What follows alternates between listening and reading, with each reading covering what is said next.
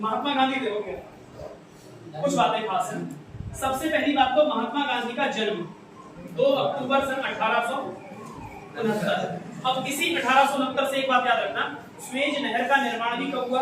1800 पड़ा हुआ है ना। स्वेज नहर का निर्माण भी कब हुआ? 1869। यानी गांधी जी जब पैदा हुए उस समय स्वेज नहर का निर्माण हुआ था। ठीक, स्वेज नहर का निर्माण कब पूरा हुआ? 1869। स्वेज नहर का निर्माण किसने करवाया? फ्रांसीसियों ने। किसने? फ्रांसीसियों ने। कहाँ करवाया? मिस्र में। तो स्वेज नहर कहाँ है आपसे पूछे तो? मिस्र। कहाँ पर है? मिस्र में। और निर्माण किसने करवाया स्वेज नहर का? फ्रांस ने, फ्रांसीसियों ने। ठीक, फ्रांस के इंजीनियर्स ने बनाया था स्वेज नहर को। अगली बात एक और याद रखो, स्वेज नहर का राष्ट्रीयकरण कब हुआ? स्वेज नहर का राष्ट्रीयकरण कब हुआ? 1956 में। ठीक, 19। इतनी बातें आपको स्वेज नहर के बारे में याद रखनी है, ज्यादा कैटेगरी बस इतनी। ठीक, ये एक बात और लिख देते हैं। अब आई गया स्वेज नहर, तो एक बात और लिख दो बस अंतिम। जो लोग पढ़ चुके होंगे ज्योग्राफी उनको पता होगा, जो नहीं पढ़े वो लिख लेंगे। क्या स्वेज नहर इंपॉर्टेंट है क्यों? आपसे पूछा जाएगा, बताइए स्वेज नहर निम्नलिखित में से किन 2 सागरों को जोड़ती है? लाल सागर और भूमध्य सागर। लाल सागर व भूमध्य सागर। लाल सागर व भूमध्य सागर को जोड़ने वाली नहर का नाम स्वेज नहर। इतनी बात है। अब गांधी जी से हम लोग उधर पहुंच गए थे, लेकिन फिर से वापस आते हैं गांधी जी। 1869 में गांधी जी का जन्म हुआ। अब 1879 में क्या हुआ? 1879 में गांधी जी 10 साल के हो गए, नहीं हुए? चलो 79 कुछ भी नहीं हुआ, गांधी जी 10 साल के हुए। पढ़ लिख रहे थे गांधी जी, बढ़िया। चलो इधर ये मजाक की बात। इधर आपसे सवाल पूछा जाएगा, गांधी जी, इंपॉर्टेंट सवाल है। गांधी जी ने कांग्रेस के कौन से अधिवेशन में पहली बार हिस्सा लिया? कांग्रेस के 1901 के कहां हुआ था ये? कलकत्ता। कलकत्ता अधिवेशन में हिस्सा किसने लिया? गांधी ने। अधिवेशन में गांधी ने पहली बार हिस्सा लिया। ये ध्यान रखना, ये इसलिए सवाल इंपॉर्टेंट है क्योंकि जब ये सवाल आएगा तो ज्यादातर लोग आप इसको गलत करोगे, क्योंकि आप लगाओगे इसका आंसर 1916 अगर पढ़ा हुआ नहीं है तो। क्योंकि आपको लगता है गांधी 1915 में दक्षिण अफ्रीका से भारत आए और सीधा 1916 के अधिवेशन में चले गए। ऐसा है नहीं। कौन से अधिवेशन में पहले गए? 1901 के। कहां हुआ? कलकत्ता। और इस कलकत्ता अधिवेशन की अध्यक्षता किस व्यक्ति ने की है? दिनशा वाचा। क्या नाम है? दिनशा वाचा। दिनशा वाचा। एक बात ये है इंपॉर्टेंट, तो गांधी ने कौन से अधिवेशन में सबसे पहले हिस्सा लिया कांग्रेस की? 1901 के, ना कि 16 के। ठीक है, 16 के वाले का तो मानेंगे जब वो भारत लौट के आए उसके बाद। अफ्रीका से भाग लेने आए थे इस अधिवेशन में 1901 वाले में, तो इंपॉर्टेंट है एक का। अगला देखो क्या, अब एक स्थान और आपको याद रखना है। गांधी जब अफ्रीका में थे ना, तो अफ्रीका क्या इंडिया में भी होता था ऐसा? अफ्रीका में भारतीय लोगों के साथ और अफ्रीकी लोगों के साथ भेदभाव किया जाता था अंग्रेजों के द्वारा। यानी किस कारण से? नस्ल के कारण। हम लोग काले होते थे और अंग्रेज होते थे गोरे। ठीक है, तो जो काले लोग होते थे उनसे भेदभाव करते थे। वैसा ही भेदभाव किसके साथ हुआ? गांधी के। गांधी फर्स्ट क्लास एसी का टिकट लेके बैठे थे ट्रेन में, और टीटी आया, उसने देखा इंडियन है ये तो, और उनको निकाल के ट्रेन से बाहर फेंक दिया। ठीक, और जिस स्टेशन पर उनको फेंका गया उस स्टेशन का नाम है पीटर मारिसबर्ग। ठीक, पीटर मारिसबर्ग। मोदी जी यहाँ गए थे देखने गांधी जी कहाँ गिराया। पीटर मारिसबर्ग स्टेशन पर गांधी को ट्रेन से बाहर फेंक दिया गया। तो यहाँ पर इंपॉर्टेंट बात ये है जगह का नाम क्या है? पीटर मारिसबर्ग। ठीक, इस स्टेशन पर फेंका गया, और भारत के प्रधानमंत्री जब गए थे तो पीटर मारिसबर्ग पे घूमने भी गए थे। आज भी वहाँ पर जहाँ गांधी को फेंका गया था वो निशान बना रखा है, ये जगह है। तो कई लोग वहाँ जाके सेल्फी देते हैं, बढ़िया देखो यहाँ गांधी को फेंका। जो कांग्रेसी आंसू बहा लेते हैं, जो गांधी पसंद नहीं करते खुश हो लेते हैं, दोनों बातें। ठीक, बाहर फेंका। मोदी जी खुश क्यों होंगे? मोदी जी कितना मानते हैं गांधी जी को, गांधी जी की विचारधारा पे चल रहा है। प्रधानमंत्री जो बन जाएगा किसी भी विचार का, चाहे साम्यवादी पार्टी का क्यों ना हो, उसे गांधी की विचारधारा माननी ही पड़ेगी अगर भारतीय राजनीति में बने रहना है तो, नहीं तो तुरंत फेंक दिया जाएगा भारतीय राजनीति से। ऐसा कोई व्यक्ति हुआ नहीं जिसने गांधी को ना माना हो और कोई पद पे आ गया हो, बड़ा मुश्किल। केवल ये काम केरल में हो सकता है और कहीं नहीं। केरल में साम्यवादी सरकार बनी हुई है, वो भी किस दम पे बनी हुई है? गांधी के दम पे बनी है क्या? नहीं, लेनिन, माओ, स्टालिन, इनके विचारों पर बनी हुई है। ठीक है, क्या भारत में कभी प्रधानमंत्री बन सकता है वो व्यक्ति? केरल का जो मुख्यमंत्री कभी नहीं बन पाएगा। क्यों? कारण यह गांधी के विचारों को मानते ही नहीं है। और भारतीय राजनीति में अगर आपको रहना है तो किसको मानना पड़ेगा? गांधी को। अब सोचो, नरेंद्र मोदी खुद आरएसएस से आते हैं, आरएसएस खुद गांधी को नहीं मानता ढंग से। अगर आप करें बस ऊपर दिखावे के लिए तो मान लेता है, नहीं मानता। लेकिन सोचो, जब से मोदी जी प्राइम मिनिस्टर बने, गांधी जी का इतना सम्मान पूरे भारत में किसी ने नहीं किया जितना इस प्रधानमंत्री ने कर दिया कि 150वां वर्ष मनाना उनका, हर काम गांधी जी का। 150वीं जन्मदिन मनाया उनका 150वां। ठीक, सब कुछ कौन कर रहा है? नरेंद्र मोदी। 2019 में 150वां जन्मदिन था गांधी का, ठीक, उसको नरेंद्र मोदी मना रहा है। हर काम गांधी जी के नाम पे चालू हो जा रहा है। स्वच्छता अभियान किसके नाम पे चालू? गांधी जी के नाम पे। तो गांधी जी को बहुत सम्मान दिया जा रहा है, जबकि विचारधारा गांधी वाली नहीं है, विचारधारा सावरकर वाली है। तब भी आते तो, लेकिन आपको टिके रहना है तो किसको मानना पड़ेगा? गांधी को। गांधी को आप मन में गाली भली कितनी दे लो, लेकिन एक कहीं ना कहीं आपके गांधी की जगह है। भले जेब में रुपया हो, देखो उसमें गांधी बना हुआ है, ठीक है? गांधी जी की जगह बराबर है, गांधी जी लेने से कोई मना नहीं करता।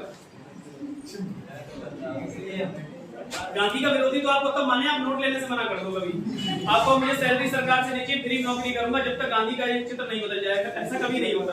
ठीक, सब लोग चलिए अगला देखिए। गांधी ने कांग्रेस में, गांधी ने ही दक्षिण अफ्रीका में क्या किया? नटाल कांग्रेस की स्थापना। किसकी स्थापना? नटाल कांग्रेस की स्थापना किसके द्वारा की गई? गांधी के द्वारा। दो चार बातें देखनी, ज्यादा नहीं। अब 1915, यहाँ अफ्रीका तक इतना ही रखो, ठीक। 1915 में 9 जनवरी वाले दिन गांधी जी कहाँ लौट आए? भारत वापस। 1915 9 जनवरी 1915 गांधी भारत लौट कर आए। और भारत जब लौट कर आए हैं तो इन्होंने फिर यहाँ आंदोलन शुरू किए हैं अपने। लेकिन उससे पहले देखो क्या हुआ। 1916 में गांधी ने 2 जगह हिस्सा लिया। पहला, आपको सवाल पूछा जाएगा, भारत में गांधी की पहली सार्वजनिक उपस्थिति कहाँ थी? तो आप क्या कहोगे? बनारस हिंदू यूनिवर्सिटी के उद्घाटन में। सबसे पहले गांधी कब नजर आए पब्लिक के बीच में? 1916 फरवरी 1916 में। कहाँ? बनारस हिंदू यूनिवर्सिटी के उद्घाटन में। इनको बुलाया था महामना मदन मोहन मालवीय ने, ठीक। तो ये सबसे पहले कहाँ नजर आए हैं? बीएचयू के उद्घाटन में। बीएचयू बनारस हिंदू यूनिवर्सिटी उद्घाटन। और इसमें गांधी जी बोलने भी आए थे, थोड़ा इन्होंने भाषण भी अपना दिया। भाषण जरा सा दिया, ज्यादा नहीं। इन्होंने बस इतना कहा कि मुझे बड़ी खुशी होती अगर बाहर बनारस हिंदू यूनिवर्सिटी का बोर्ड हिंदी में लिखा हुआ होता, खूब अंग्रेजी में लिखा था, ठीक। तो इसमें मदन मोहन मालवीय बड़ा झेप गए, सोचा इतनी खतरनाक यूनिवर्सिटी हिंदू के नाम पे बनाई और बोर्ड अंग्रेजी लगाया हुआ है, ठीक है। तो उसको बदलवा के हिंदी में करवाया गया गांधी के कहने पे, बनारस हिंदू यूनिवर्सिटी बीएचयू के उद्घाटन में। दूसरी बार 1916 के लखनऊ अधिवेशन में। कौन सा अधिवेशन? लखनऊ अधिवेशन। इसीलिए लोगों को लगता है गांधी ने पहली बार कौन से अधिवेशन में हिस्सा लिया? लखनऊ। नहीं, जबकि वो 1901 में पहले हिस्सा ले चुके हैं। दूसरी बार कहां हिस्सा लिया? लखनऊ के अधिवेशन 1916 में, ठीक।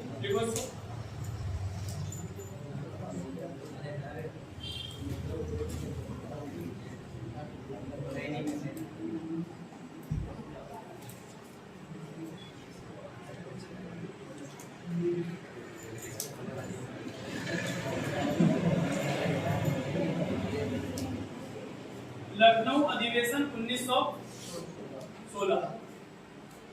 सबसे पहली बात याद रखनी है, इस अधिवेशन का अध्यक्ष कौन था?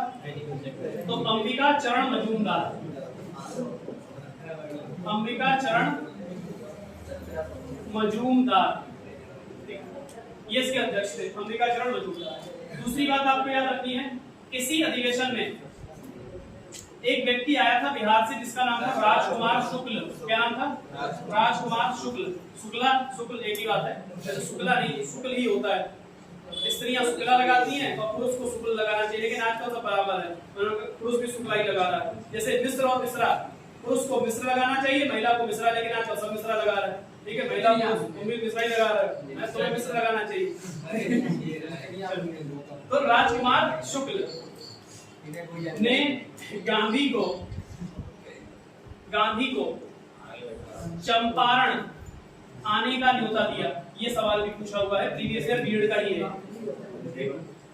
गांधी को चंपारण आने का न्योता किस व्यक्ति ने दिया है? राजकुमार शुक्ल ने। कहां दिया है? लखनऊ के अधिवेशन में। गांधी ने इसका निमंत्रण स्वीकार किया, तभी तो 1917 में कहां पहुंचे? चंपारण। अब यहाँ पे आपको देखना है 1917 गांधी का कौन सा आंदोलन? चंपारण आंदोलन।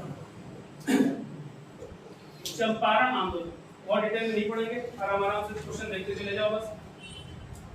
1918 गांधी ने 2 आंदोलन कर डाले। एक तो भूख हड़ताल कर दी। कौन सी वाली भूख हड़ताल? अहमदाबाद मिल। कौन सी? अहमदाबाद मिल भूख हड़ताल। और 1918 में गांधी ने क्या कर दिया? खेड़ा आंदोलन। इसको ही खेड़ा सत्याग्रह कहा जाता है, खेड़ा सत्याग्रह। इसके बाद 1919 गांधी ने कौन सा सत्याग्रह शुरू करवाया? रॉलेट। हालांकि कभी अस्तित्व में नहीं आया, लेकिन ध्यान रखना है रॉलेट सत्याग्रह किसके द्वारा आह्वान हुआ था? गांधी के। रॉलेट सत्याग्रह जब तक ये शुरू होता गांधी को पकड़ के जेल में बंद कर दिया गया। जेल में बंद तो नहीं किया गया, आ रहे थे किस तरफ? पंजाब की तरफ, उठा के कहां पहुंचा दिया? बम्बई। ठीक है, ये देखो यहाँ पे थे ना गांधी, गुजरात से कहां जा रहे थे? पंजाब की तरफ। रास्ते में पकड़ लिया, कहां पहुंचा दिया? महाराष्ट्र। ठीक, जो गांधी उल्टे हो गए थे कहां जाते? शुरू ही नहीं हुआ। रॉलेट सत्याग्रह 1919। अगला देखिए 1920 सबसे फेमस असहयोग आंदोलन। असहयोग आंदोलन। असहयोग आंदोलन।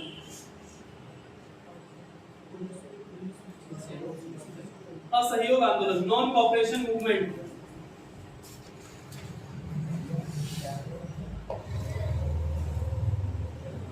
अब इस असहयोग आंदोलन को सफल करने के लिए गांधी ने इसमें एक आंदोलन मिलाया था। उस आंदोलन का नाम है खिलाफत। कौन सा आंदोलन? खिलाफत आंदोलन। तो असहयोग के साथ साथ कौन सा आंदोलन चला? खिलाफत। इसलिए इसको असहयोग खिलाफत आंदोलन के नाम से भी जाना जाता है। किस नाम से? असहयोग खिलाफत आंदोलन। लेकिन अब एक बात ध्यान रखो, सवाल अलग अलग आ गया तो आंसर अलग हो जाएगा। जैसे आपसे पूछे बताओ असहयोग आंदोलन कब शुरू हुआ? आप कहोगे 1920। लेकिन कहे कि खिलाफत कब शुरू हुआ? 1919, एक साल पहले। तो खिलाफत कब शुरू हुआ? केवल अकेला खिलाफत पूछेगा तो 1919। और असहयोग कब शुरू हुआ? तो 1920। इसकी तारीख है 1 अगस्त। ठीक, 1 अगस्त 1920। ये तारीख इसलिए मैंने लिखी है क्योंकि इसी दिन बाल गंगाधर तिलक की मृत्यु हो गई थी। किसकी मृत्यु? अभी आप पढ़ चुके हैं बाल गंगाधर तिलक के बारे में। और इसी दिन जब बाल गंगाधर तिलक की मृत्यु हुई तो गांधी जी ने बड़ा दुख जताया और इनके नाम पर एक फंड बनाया, तिलक स्वराज फंड। और जनता से कहा रुपया दो इसमें हमारे आंदोलन को आगे बढ़ाने के लिए। सोचो तिलक कितने पॉपुलर थे कि उस समय तिलक के नाम पर 1 करोड़ रुपया इकट्ठा हो गया। उस समय 1 करोड़, आप सोचिए 1 करोड़ बहुत बड़ी रकम हुई है 1920 के समय में। ठीक है, सोचो 100 साल हो गए लगभग। 100 साल पहले 1 करोड़ रुपया कितना हुआ? आज के जमाने में तो बहुत ज्यादा हो गया। उस समय तिलक के नाम पे इतना रुपया इकट्ठा हो गया। गांधी जी ने सारा इकट्ठा करके फिर आंदोलन में लगाया। ठीक है, बाल गंगाधर तिलक की मृत्यु।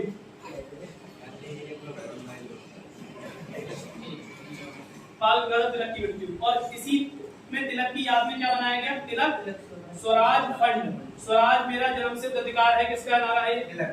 ये स्टेटमेंट है तिलक का। स्वराज मेरा जन्मसिद्ध अधिकार है और मैं इसे लेकर आऊंगा। बहुत पुराना क्वेश्चन हो गया, बिल्कुल घुस गया है, कोई नहीं पूछता, लेकिन ध्यान रखना है। पता लगा ये घिसे हुए क्वेश्चन आया तो ये भी ना पता हो। बाल गंगाधर तिलक। तिलक स्वराज फंड की स्थापना इनके नाम पर की गई, जिसमें 1 करोड़ रुपया इकट्ठा हुआ था। ठीक, 1 करोड़ प्लस। किसने बनाया ये फंड? महात्मा गांधी। महात्मा गांधी से लोग उम्र में बहुत बड़े थे, इसलिए महात्मा गांधी का बहुत सम्मान करते थे सबका। महात्मा गांधी को 1869 में पैदा हुए। महात्मा गांधी सबसे छोटे हैं, लेकिन धीरे धीरे जब इनकी मृत्यु हो गई तब भारतीय राजनीति में गांधी का कद बढ़ना शुरू हुआ धीरे धीरे। अगर ये सब जिंदा रह जाते हैं आजादी तक, गांधी जी को कोई नहीं पूछता, क्योंकि इनकी पॉपुलैरिटी लोगों के बीच में ज्यादा थी। गांधी तो भी नए नए आए थे भारत में, इतने पॉपुलर हो भी नहीं पाते अगर ये लोग जीवित रह जाते। लेकिन अब मरना तो इसको था ही भाई, बात तो सबकी हो रही थी, अब हमेशा थोड़ी जिएगा कोई। इसको बेटा यहाँ आंदोलन में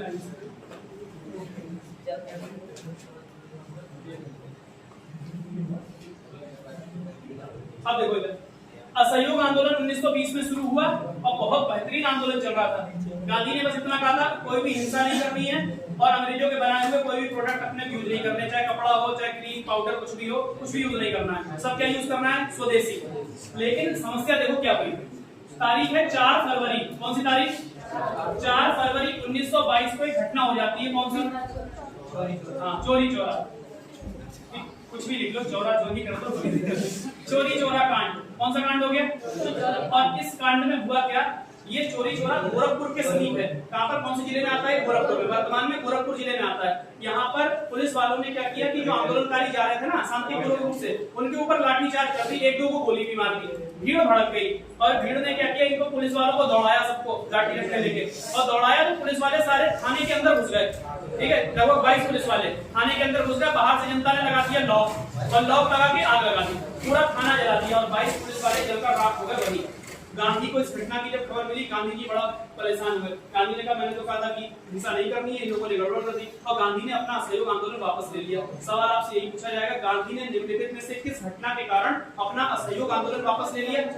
चोरी चोरा कांड के कारण। ठीक, और कहां हुआ था ये कांड? गोरखपुर में। ठीक, गोरखपुर जिला है, गोरखपुर में। अब ध्यान आपको क्या रखना है, ये करंट का सवाल बन गया। क्यों? क्योंकि योगी आदित्यनाथ ने चोरी चोरा कांड का नाम बदल दिया है, ये ध्यान रखना। कई जगहों के नाम बदले गए हैं। अभी देखो, कल भी महाराष्ट्र में 3 जगहों के नाम बदले गए। देखो मैं आपको अभी बताऊंगा तो फायदा उसका है नहीं, एग्जाम में नहीं आएगा, लेकिन बता दूंगा, जाते जाते याद रहेगा। चोरी चोरा कांड का नाम बदलकर उत्तर प्रदेश सरकार ने कर दिया है चोरी चोरा जनाक्रोश। क्या कर दिया? और ये कोई कांड वांड नहीं था, ये जनाक्रोश था, लोगों का आक्रोश, लोगों का गुस्सा। तो क्या नाम कर दिया गया? चोरी चोरा जनाक्रोश। वहां पे आपसे सवाल पूछेगा तो 3-4 नाम देगा ऐसे, तो आपको कौन से वाले पे टिक लगाना है? और मैंने आपको बताया कि भीड़ गुस्सा हो गई थी, तो भीड़ मतलब गुस्सा हो गई, तो अच्छे शब्दों में क्या कहोगे हिंदी में? जन आक्रोश, लोगों का गुस्सा, लोगों का आक्रोश। ये नाम कर दिया योगी आदित्यनाथ। उत्तर प्रदेश सरकार ने चेंज किया, ध्यान रखना, भारत सरकार ने नहीं, यूपी सरकार। योगी जी नाम बदलने में माहिर है, और योगी जी की कॉपियां हर जगह हो रही। एकनाथ शिंदे ने तो नहीं, ये उद्धव ठाकरे ने इस्तीफा देने से पहले 3 जगहों के नाम बदले हैं। वहां औरंगाबाद का नाम बदलकर संभाजीनगर, उस्मानाबाद का नाम बदलकर थारासिम, और नवी मुंबई एयरपोर्ट का नाम बदलकर डीबी पाटिल एयरपोर्ट। 3 जगह के नाम। चलो एक सवाल और बताओ, किस मुगल शासक ने अपनी मृत्यु पर अपनी कब्र के ऊपर तुलसी का पौधा लगाने के लिए कहा था? ऑप्शन है अकबर, शाहजहां, जहांगीर, औरंगजेब। औरंगजेब की कब्र महाराष्ट्र में ही है, औरंगाबाद में। और लेकिन औरंगाबाद का नाम मतलब क्या हो गया? संभाजी। संभाजी कौन थे? शिवाजी के पुत्र। ठीक है, उनको बड़ी निर्ममता से मार दिया गया था, एकदम एक अंग काटा गया था उनका, तब मारा। देखो था किसी को मार दो तुरंत, पहले 1 उंगली काटी तुम्हारी, फिर 10 उंगली काटी, इस तरह से पूरे, फिर हाथ काटे, और वो व्यक्ति देख रहा है कि ऐसा कैसा हो रहा है, इसीलिए नाम बदल के क्या किया गया? संभाजी ने। बेटा तो इसको चोरी चोरा जनाक्रोश। अब देखो, अब 1922 में जब गांधी ने आंदोलन वापस लिया, सब नाराज हो गए गांधी से, खासतौर से कांग्रेसी तो नाराज हो नहीं थे।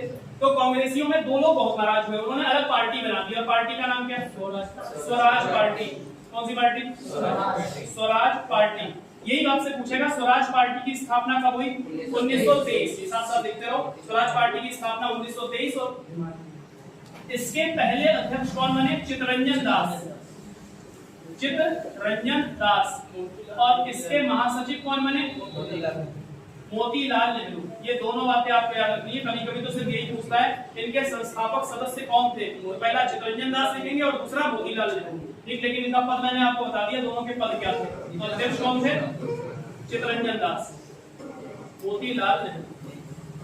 अब देखो, अब चित्तरंजन दास के ऊपर एक बात याद रखना, बंगाल के, इन्हें सुभाष चंद्र बोस का राजनीतिक गुरु कहा जाता है। कहाँ के रहने वाले थे? बंगाल के। बंगाल में सुभाष चंद्र बोस का राजनीतिक गुरु। ये राजनीतिक गुरु का सवाल पूछे जाते हैं, तो ध्यान रखना। चलो अब ये बताओ, बंगाल का अकबर किसे कहते हैं? बंगाल का अकबर, बंगाल का अभी बताया, हुसैन शाही। लड़कियों की आदत, तुम भाई कुछ नहीं ध्यान दे रहा। हुसैन शाही। कश्मीर का अकबर जैनुलाब्दीन। असली अकबर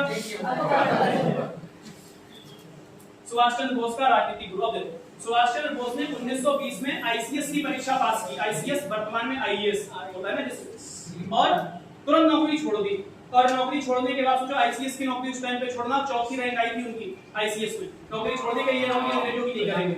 उसके बाद पहुंचे वो गांधी जी के पास 1921 में, ठीक है, नागपुर अधिवेशन में गांधी के पास पहुंचे और गांधी से कहा मुझे अपना मतलब क्या कहते हैं, मैं आपका गुरु नहीं, मैं आपका शिष्य बनना चाहता हूँ, आप मेरे गुरु बन जाओ, राजनीतिक गुरु।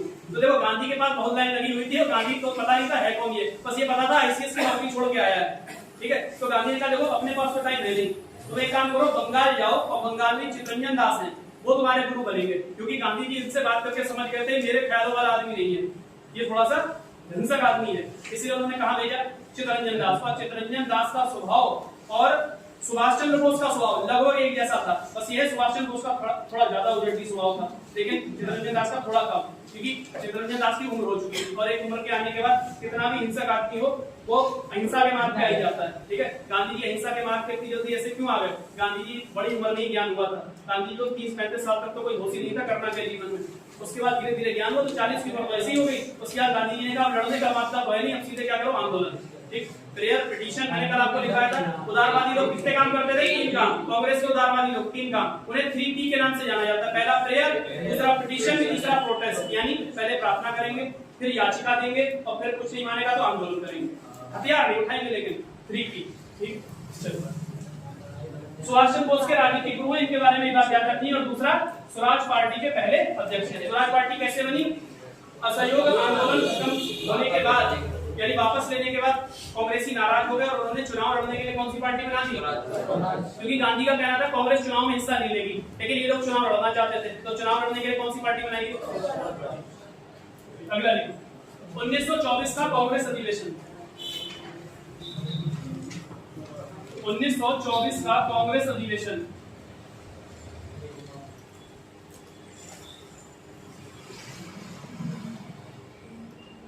उन्नीस सौ 24 का कांग्रेस अधिवेशन।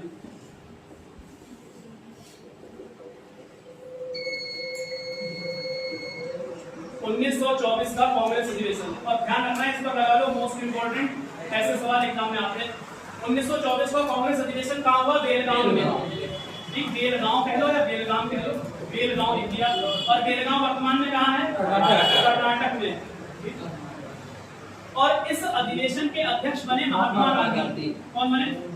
और यही सवाल आपसे बार बार पूछा जाएगा, बताइए महात्मा गांधी ने कांग्रेस के कौन से अधिवेशन की अध्यक्षता की है? केवल एक बार अध्यक्ष बने गांधी जी। कितनी बार? तो अगर आपसे पूछा जाए कि कितनी बार बने, तब भी आंसर क्या लगाओगे? एक बार। कौन से अधिवेशन के बने हैं? 1924। और ज्यादातर चांस यही होते हैं, वो यही पूछता है कि गांधी जी कौन से अधिवेशन की अध्यक्षता की थी गांधी ने? 1924। कहाँ? बेलगांव। बेलगांव कहाँ है? कर्नाटक। और बेलगांव एक ऐसा शहर है जिसको लेकर महाराष्ट्र और कर्नाटक के बीच में आज भी विवाद बना हुआ है। तो ध्यान रखना, कभी अगर ऐसे करंट अफेयर का सवाल भी पूछ दिया जाए कि महाराष्ट्र और कर्नाटक के बीच किस शहर को लेकर या किस क्षेत्र को लेकर विवाद है आज भी? कारण यह है कि बेलगाम कर्नाटक में तो पड़ता है, लेकिन यहाँ ज्यादातर रहने वाले लोग हैं वो मराठी है, मराठी भाषा बोलते हैं। तो वो क्या कहते हैं, हमको कहाँ भेज दो? महाराष्ट्र के हिस्से में। अब महाराष्ट्र को यहाँ बेलगाम को उठाकर थोड़ी महाराष्ट्र में रख दिया जाएगा, इसका मतलब हुआ महाराष्ट्र को हिस्सा दे दो आप। अब कोई भी राज्य चाहेगा अपना हिस्सा कम कर दे? कोई नहीं चाहेगा। तो ये विवाद आज भी बना हुआ है। महात्मा गांधी, इसको लिख दिया, इसको बैठाता हूँ। अब गांधी के आंदोलन फटाफट देख लेते हैं, गांधी से थोड़ी बात है। अब यहाँ देखो 1930 गांधी जी ने एक आंदोलन शुरू किया, सविनय अवज्ञा। कौन सा आंदोलन? सविनय अवज्ञा आंदोलन। गांधी का सविनय अवज्ञा आंदोलन 1930। अब आपसे सवाल देखो क्या पूछेगा। इस सविनय अवज्ञा आंदोलन को शुरू करने के लिए गांधी ने एक यात्रा शुरू की, जिसको किस नाम से जानते हैं? दांडी यात्रा। ठीक, दांडी मार्च। मार्च से पद यात्रा थी, सीधे पैदल, गाड़ी वाड़ी से नहीं, पैदल चले गांधी। कहां से शुरू की यात्रा वो देखो, साबरमती के आश्रम से। ये सवाल प्रीवियस ईयर है, अभी आएगा आगे, मैं चीजें बताता जा रहा हूँ, आगे आएंगी, मैं छोड़ दूंगा फिर उस क्वेश्चन को। ठीक, साबरमती आश्रम से और कहां तक की? दांडी तक। साबरमती से दांडी, ये गांव था दांडी, समुद्र तट के पास एक गांव है गुजरात में, दांडी। गांधी ने यात्रा शुरू कब की है? तो ध्यान रखना है आपको, 12 मार्च 1930। और गांधी जी 5 अप्रैल की शाम को यहाँ पहुंच गए। 5 अप्रैल सन 1930 को यहाँ पहुंचे शाम के टाइम। और पहुंचे तो गांधी ने आराम किया और सुबह उठ के गांधी जी 6 अप्रैल को बाहर निकल गए अपनी कुटिया से। कौन सी तारीख को आए? 6 अप्रैल। और गांधी जी ने वहीं समुद्र तट के किनारे बैठकर नमक बनाया। क्या बनाया? नमक। क्योंकि इस आंदोलन का प्रतीक चिन्ह क्या बनाया गया था? नमक। क्योंकि अंग्रेज नमक पर भी टैक्स लगाते थे भारत के अंदर। आप सोचो, जो सबके यूज में आने वाली चीज है उस पर भी टैक्स लग रहा है, गरीब भी टैक्स दे रहा है, अमीर भी दे रहा है। तो गांधी ने कहा गरीब अमीर सबको अगर इस आंदोलन में जोड़ना है तो इसका प्रतीक चिन्ह क्या बनाना पड़ेगा? नमक। और नमक होगा तो सब जुड़ जाएंगे, कोई विरोध भी नहीं करेगा हमारा भारत और सब साथ देंगे। और जहां तक गरीब जनता तो जुड़ेगी, क्योंकि गरीब जनता के पास कुछ नहीं होता, रोटी नमक के साथ ही खा लेती है, चटनी पीसी नमक डाला और चटनी बिना नमक की खा लोगे क्या? नहीं ना, बहुत दिक्कत रहेगी। तो इसीलिए गांधी ने बड़े हिसाब से दिमाग लगाकर आंदोलन का प्रतीक क्या बना दिया? नमक। तो गांधी को नमक कानून तोड़ना था। आप कहोगे नमक कानून क्या? एक कानून बना हुआ था, उस कानून में यह था कि अगर कोई भी भारतीय नमक बनाना पाया गया तो उसके ऊपर जुर्माना लगाया जाएगा, दंड लगेगा, सजा भी हो सकती है। तो गांधी का लोग सबसे पहले मुझे सजा दो। गांधी के किनारे गए, वहीं तट पर समुद्र पे पानी लिया और पानी का नमक बनाया। कैसे बनाया होगा समुद्र तट का पानी का नमक? पानी को खौला दो, धीरे धीरे वाष्पीकरण हो जाएगा, क्या बचेगा? नमक बचेगा। ठीक है, तो गांधी ने यहाँ क्या किया? 6 अप्रैल वाले दिन नमक कानून तोड़ा। और नमक कानून तोड़ते ही किसकी शुरुआत हो गई? सविनय अवज्ञा आंदोलन। अब बताओ, अब आपसे सवाल पूछा जाए, सविनय अवज्ञा आंदोलन की शुरुआत कब हुई है? 6 अप्रैल सन 1930, ना कि 12 मार्च। 12 मार्च लगाओ गलत हो जाएगा, तो ज्यादातर लोग यही करते हैं, 12 मार्च लगाते हैं। 12 मार्च को तो उन्होंने अपनी पदयात्रा शुरू की है। और सविनय अवज्ञा आंदोलन किस दिन शुरू होगा? जिस दिन वो नमक कानून तोड़ देंगे। और नमक कानून कब तोड़ा उन्होंने? 6 अप्रैल। बात ध्यान रखेगी, 6 अप्रैल सन 1930 नमक कानून तोड़ा। और नमक कानून तोड़ते ही कौन सा आंदोलन शुरू हो गया? इसके रटा मत करो, बिल्कुल नाम पे जाओ। इसके नाम क्या है? सविनय अवज्ञा। सविनय मतलब बड़े आराम से, पोलाइटली एकदम, ठीक, सिविलाइज तरीके से। अवज्ञा मतलब बात मानने से इनकार कर देना। जैसे मैं अभी आपसे कुछ कहूं मान लो और तुम चिल्ला के नहीं मानूंगा या नहीं मानूंगी, ऐसी वाली, तो ये सविनय नहीं हुआ। ठीक, मैं कुछ कहूं तुम कुछ ना बोलो, ठीक, बस वहीं की वही बात खत्म हो गई और फिर मैं दोबारा फिर भी कुछ ना बोलो। इसका मतलब क्या हुआ? आपने सविनय मेरी बात को मानने से इनकार कर दिया, मेरे साथ बहस भी नहीं की, मेरी बात भी नहीं मानी। यही गांधी ने किया। गांधी ने ना अंग्रेजों के साथ बहस की, ना उल्टा सीधा उनको बोला, और कानून भी तोड़ दिया। और क्या कहा? भाई मुझे गिरफ्तार कर लो अगर आपको लगता है मैं गलत हूं। अंग्रेज गिरफ्तार करने कैसे आते? जब गांधी ने इस आंदोलन को शुरू किया, गांधी के साथ 78 अनुयायी थे। कितने? और जब गांधी यहाँ तट पर पहुंचे तो 20,000 लोग थे गांधी के साथ। अब बताओ अंग्रेजों की हिम्मत है गिरफ्तार कर लेंगे? अंग्रेज गिरफ्तारी नहीं कर पाए गांधी।